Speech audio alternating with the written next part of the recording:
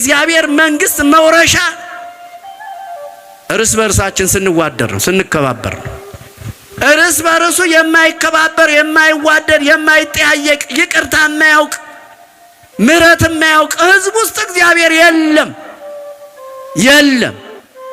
እግዚአብሔር የለም። የሚላክም መልአክ ለኛ የለም። እየተፋጀን እየተጣላን ዳውን ዳ ጎስቋላ ከቤት የጥፋ እያል ከመንገድ ይወግድ እያል አንተ እንዲህ ነህ እያል እግዚአብሔር በዚህ ውስጥ የለም። ለካ ሲያርዱን ቢላውን ትስልላቸው ነበር። ለመጀመሪያ ጊዜ ካሴቱ የተቃጠለው ሻሸመኔ ቅዱስ ሚካኤል ቤተክርስቲያን ነበር። ታስታውሱ ሰዎች፣ ዘመን ጠበቀ፣ እግዚአብሔር ጊዜ ጠበቀ። ሻሸመኔ ለኮሳት። ማንም ሰው አሁን ላይ መስለው ይችላል። እንዴ አንተ ባሪያው እኮ ነኝ። አሁን ያ ሁሉ ተረስቶ ተጠቃን እንዲሆነን እንዴ አንተ ምን አርገ ነው ባለማህተሞች የታረዱት? አንተ ምን አርገ ነው ቄሱ የታረደው? አንተ ምን አርገ ነው ቤተ መቅደሱ የተለኮሰው በሳት? አንተ ምን አርገ ነው? ወይ አንተ ወይ አባቶች ድሮ ምን አርገው ነው? ሁሌ ተበዳይ አርጎ ራስን ማቅረብ ልክ አይደለም። አልገባህም እንጂ የሻሸመኔ ኦርቶዶክሳውያን ባለማተቦች ስቃያቸውና መገደላቸው፣ በእሳት መለብለባቸውና በሰይፍ መገደላቸው አሁን የሆነ ያክል ህመማችን ጥልቅ እንደሆነ አልገባህም?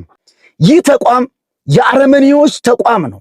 በፍጹም የአዲስ ኪዳን ክርስቲያን የማይመስሉ ጌታ ኢየሱስ ክርስቶስ ዳግም ቢመጣ አሳልፈው የሚሰጡ ጨካኞች፣ መስቀል አሸክመው አንጠልጥለው የሚሰቅሉ አረመኔዎች ናቸው። ከነዛ የሚለያቸው እነዚህ ወንጌል መያዛቸው ብቻ ነው። አንተ በሻሸመኔ ክርስቲያኖች ላይ ተዘባበትክ። በነዛ ምንም በማያልቁ ጨቅላ ሕፃናት ሞት ላይ አንተ ሂሳብ ሰራህ። ስለ አንተ የምንፍቅና ሲዲ፣ ስለ አንተ የክህደት ትምህርት፣ ስለ አንተ የወሮ በላ አስተምሮ ሲዲ እግዚአብሔር ስለዛ ሲዲ ብሎ የሻሸመኔ ሕፃናት በእሳት ተበሉ። የሻሸመኔ እናትና አባቶች በሰይፍ ተገደሉ። እነዛ ብርቶቹ የሻሸመኔ ወጣቶች በጥይት ተገደሉ። ያንተ ተራ ምንፍቅና ሲዲ ስለተቃጠለ እግዚአብሔር ተበቀለልህ። በሕፃናቱ ሞት አሾፍክ። የኔ አምላክ ነው አልክ። ባሪያው ነኝ እኮ አልክ። እኔ ማቅ ግን አንተ በጋሻው የገንዘብ ባሪያ እንደሆንክ ነው ማቀው። አንተ የዲያብሎስ ባሪያ እንደሆንክ ነው ማቀው። አንተ የሐሰት ትምህርት ባሪያ እንደሆንክ ነው ማቀው። የትኛውን ኢየሱስ እንደምትከተሉ አሁን ፍንትው ብሎ የታየ ይመስለኛል።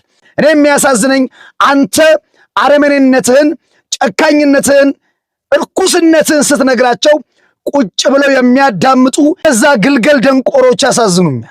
ትላንትናና ከትላንትና ወዲያ አርሲ ላይ የታረዱና የተቃጠሉ የሞቱ ኦርቶዶክሳውያንን ገና እንባችን ሳይደርቅ ገና ያዘናችን ድንኳን ሳይፈርስ አንተ መጣና ደግሞ በሻሸመኔ ክርስቲያኖች በነዛ በሰማዕታት ሰዎች ላይ አሾፍክ። ክርስትናን በደማቸው ያደመቁ፣ ክርስትናን በሞታቸው የገለጡ አንተ በነሱ ሞት ላይ ያንተ የእግዚአብሔር በቀል መሆኑን ለማሳየት ሞከርክ። የሻሸመኔ ክርስቲያኖች ይሄንን ድምፅ እንዳትረሱት። ለካ ሲያቃጥሉን ነዳጁን ታቀብላቸው ነበረ። ለካ ለውጋሮቻችን ጨርቅ ትይዝ ነበረ። ለካ ሲያርዱን ቢላውን ትስልላቸው ነበር። በእኛ በኦርቶዶክሳውያን ባለማተቦች ሞት እንዲህ ደስ ሲል ነበር ማለት ነው። እኛ ስንታረድ ደስ ሲል ነበር። በእሳት ሲያቃጥሉን ልብ ባሴት ይሞላ ነበረ። የትኛውን ወንጌል ነው ያስከው? የትኛውን እግዚአብሔርን ነው የምትከተለው? የትኛውን ጌታ ኢየሱስ ነው የምታገለግለው? እውነት አንተ ዲያቆን እስጢፋኖስ የሚያገለግለውን ኢየሱስ ነው የምታገለግለው? ጴጥሮስና ጳውሎስ የሰበኩትን ወንጌል ነው የምትሰብከው አንተ? አይደለም። አረመኔ ነህ፣ ክፉ ነህ፣ ጨካኝ ነህ። በሻሸመኔ ሕፃናት ሞት ላይ የቀለድክ፣ በሻሸመኔ ክርስቲያን እናት አባቶቻችን ደም ላይ የተረማመድክ፣ በሻሸመኔ ወጣቶች ሞት ላይ የቀለድክ ያሾፍክ ሰው ነህ። እመነኝ በጋሻው፣ ይህ መከራ በቤትህ ይገባል። እቺን ቤተክርስቲያን ምን አደረገች? ምን አድርጊ ነው የምትላት? ጥምቀት አያስፈልግም እያልክ፣ ቅዱስ ቁርባን አያስፈልግም እያልክ፣ ቅዱሳን ጻድቃን ሰማዕታት አያስፈልጉም እያልክ ከቤተ ክርስቲያን በተቃራኒ በሆነ ትምህርት ቤተ ክርስቲያን መቆየት ነበረብህ። ከነ ምንፍቅና ከነ ክህደት ቀሚስን ለብሰ መድረካችን ላይ መቆም ነው የፈለከው? ላናወግዝ ነው ወይ? ላናባረር ነው ወይ? ከነ ምንፍቅና ትምህርት አዝለንን እንዞር ነው ወይ? ምንድነው እቺ ቤተ ክርስቲያን አርጌ የምትላስ? ምን ታርግች ቤተ ክርስቲያን? መቼ ነው ከዚህ ቤተ ክርስቲያን አናት ላይ የምትወርደው? በጣም ነው ማዝነው። መናፍቃን የአረመኔዎችና የጨካኞች ስብስብ ነው። የወሮ በለችና የወንበዴዎች ስብስብ ነው። በክርስቲያኖች መገደል ሐሴት የሚያደርጉ የአረመኔዎች ስብስብ ነው መናፍቃን። እዛ አዳራሽ ተቀምጣችሁ አሻንጉሊቶች፣ አሁን በዚህም ጉዳይ አሚን ብላችሁ ይሆን? እግዚአብሔር ስለኔ የሻሸመኔ ሕፃናትን ገደለ ሲል፣ እግዚአብሔር ስለኔ ሲል የሻሸመኔ እናትና አባቶችን ወጣቶችን በእሳት አጋያቸው ሲል አሚን ያላችሁ እናንተ የሰው አሻንጉሊቶች፣ ማንም የሚጫወትባችሁ ግልገል የሆናችሁ ደናቁርት፣ ከዛ አትወጡም እንዴ? አታመልጡም? አሁን ከእንደዚህ አይነት አረመኔዎች፣ ከእንደዚህ አይነት ጨካኞች ስብስብ አታመልጡም ወይ?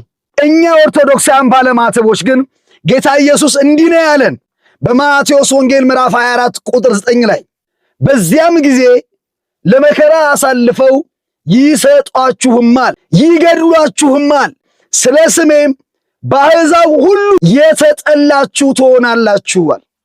የምንገደለው ስለ ጌታ ኢየሱስ፣ የምንገደለው ስለ ወንጌል ነው።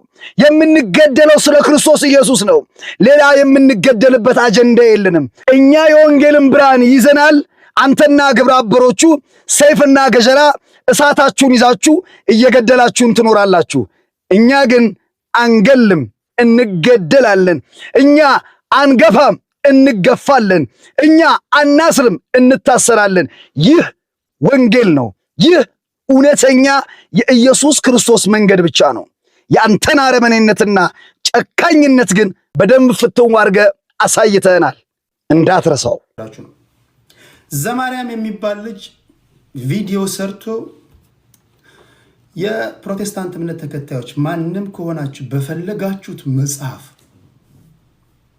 ልበ ሙሉነቱን በፈለጋችሁት መጽሐፍ እኔ ያለው አለ። አንድም የኦርቶዶክስ ልጅ ሄዶ እዚህ ልጅ ጋር ዘማርያም አንተ ዝም ስትል ነው የሚያምርብህ አላሉትም። ቢኮዝ ያውቁታል። ጎበዝ ልጅ እውቀት አለው ተብሏል። ዘማርያም ተብሏል። እንደዛ ዘማርያም ዝም ስትል ነው የሚያምርብህ አላሉትም። ቢኮዝ ያውቁታል። የልጁ ልበ ሙሉነት በፈለከው መጽሐፍ ነው ያለው። በፈለከው መጽሐፍ። አስቂኙ ነገር አንድም ሰው ከዚህ ቀደም ለሌሎቹ ይሻሙ የነበሩ ሰዎች የታዘብኩትን ነው የምናገረው።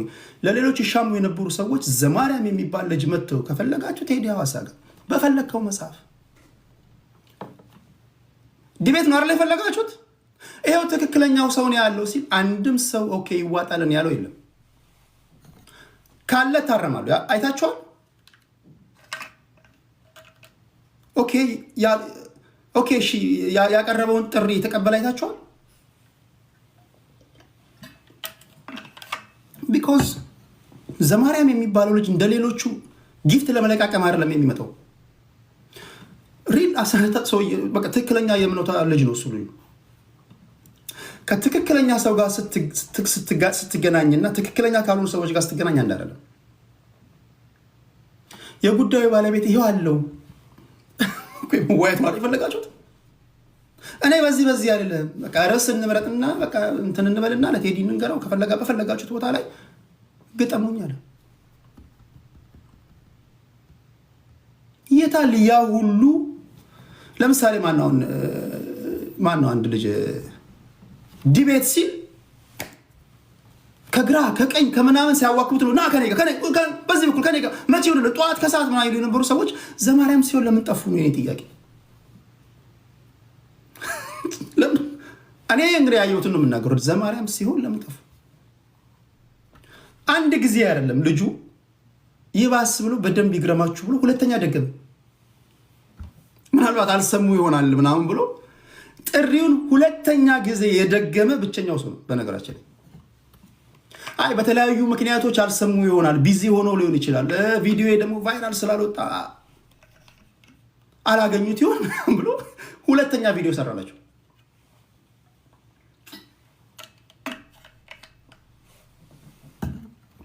ዲያቆን ዘማርያም ፖይንቱ ምንድነው?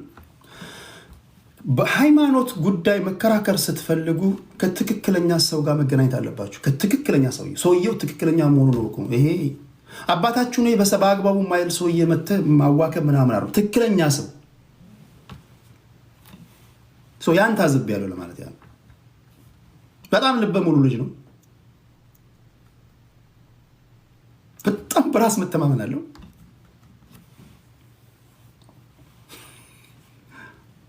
እኔ አየሁት ያንን በሳምንቱ እና ይዋጣልን ይላል። 2 ጊዜ ቪዲዮ ሰርቷል። ምላሽ አላገኘም ልጁ ምላሽ አላገኘም። ስለዚህ ክብራትና ክብራን ለዲያቆን ዘማርያም ለሚባል ልጅ ዲያቆን ዘማርያም ለማታውቁት ከሆናችሁ በጣም ቀይ ልጅ ነው። ዲያቆን ዘማርያም ብላችሁ የጻፉላችሁ ስሙን እዚህ ኮሜንት ላይ ጻፉ። ዲያቆን ዘማርያም ይባላል። አጨብጨቡለት። በጣም የሚገርም ልጅ ነው። አንድም የኦርቶዶክስ እምነት ተከታይ ዘማርያም ጋር ሄዶ ዘማርያም ዝም ስትል ነው እኮ የሚያምርብህ ብለው ዲቤቱ ይቅር ያለው አላየውም። ስለዚህ ያነበበ ልጅ ነው ማለት ነው። አንዳንድ ጊዜ ከጉዳዩ ባለቤት ጋር ቀጥታ ስትገናኝና ምንም ዝም ብሎ አሉ አምታታው በከተማ ምናምን የሚጫወቱ አሉ ዝም ብለው በቃ ገብተው የሚያወሩ ልጆች ከነሱ ጋር ሲሆን ውይይቱ ጥሩ እንትን አለ። ሌላውን መዝሙረ ያሬድም አለ። መዝሙረ ያሬድ ራሱ የሚባል ልጅ አለ ከኢትዮጵያ ኦርቶዶክስ ተዋሕዶ ቤተክርስቲያን። ስታያቸው መንፈሳዊ እንደሆኑ ይገባል። በቃ አለቀ። አሁን ዘማርያምን ስታዩት መንፈሳዊ ሰው እንደሆነ ይገባቸዋል። ዱዳ ብትሆኑ፣ አይነ ስውር ብትሆኑ፣ ዝም ብላችሁ ልጁ ሲናገር ወይም ደግሞ ዝም አይታችሁት የሚናገረው ንግግር እንኳን አማርኛ እንኳን ባትሰሙ የሚናገረውን ንግግር አይታችሁ አለባበሱን አይታችሁ መንፈሳዊ ሰው እንደሆነ ታውቃላችሁ።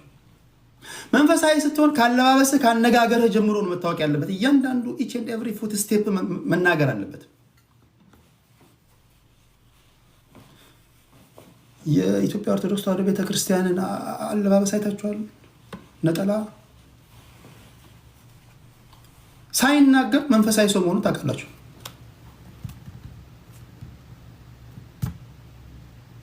ስለዚህ አምሶሪ እኔ በሳምንቱ ያየሁትን ነው የምናገረው። በሳምንቱ አይኔ ያየውን ነገር ነውና በጣም ያስገርም ልጅ ነው። እንትን ይሉታል ምናምን ኦኬ ምናምን ይሉታል ብዬ ስጠብቅ ጭራሽ የዲቤትም እንትን የሚያነሳ ጠፋ። ጭራሽ ጠፋ የዲቤት እንትን ጠፋ። በቃ ልጁ አቀዘቀዘው ለማለት ያህል ነው። ዘማርያም አስደንቆኛል። በጣም የሚገርም ልጅ ነው። ይሄን ካልኩኝ በኋላ በቁንጅናቸው የተመሰከረላቸው በዓለማችን ላይ እጅግ በጣም ብዙ ሴቶች አሉ። በስልጣናቸውም ጫፍ የረገጡ አገር የመሩ በእውቀታቸውም የተደነቁ ብዙ ሴቶች አሉ። ታላቅ የተባሉ ብዙ ሴቶች አሉ። አንዳቸውም ግን ቅድስት ድንግል ማርያምን ሊተኩ አይችሉም። እናትነትን ከድንግልና ጋር አስተባብራ የያዘች የሰማይና የምድርን ጌታ ልጄ ለማለት የታደለች ድንቅ እናት፣ ለክርስቲያኖች ለእኛ የተወደደች እናት በብዙ እጅግ በጣም በብዙ እንወዳታለን። ሁልጊዜም እንዲህ እንላታለን።